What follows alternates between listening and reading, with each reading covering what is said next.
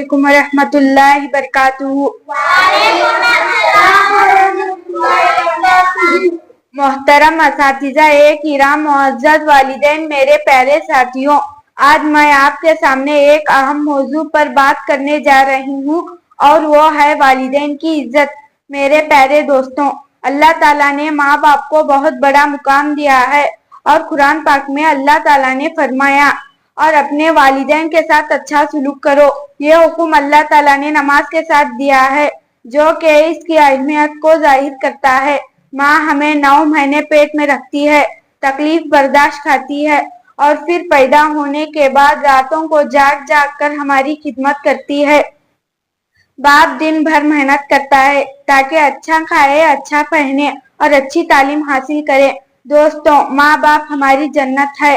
ہمارے نبی صلی اللہ علیہ وسلم نے فرمایا، جنت ماں کے قدموں کے تلے ہے کہ ہم کیوں نہ ان کی عزت کریں، ان کا کہنا مانیں، ان کی خدمت کریں اور ان کے لیے دعا کریں۔ ہمیں چاہیے کہ ماں باپ کے سامنے اونچی آواز سے نہ بولے، ان سے بدتمیزی نہ کریں اور ہمیشہ ادب سے بات کریں۔ یہی ہمارے دین کی تعلیم ہے۔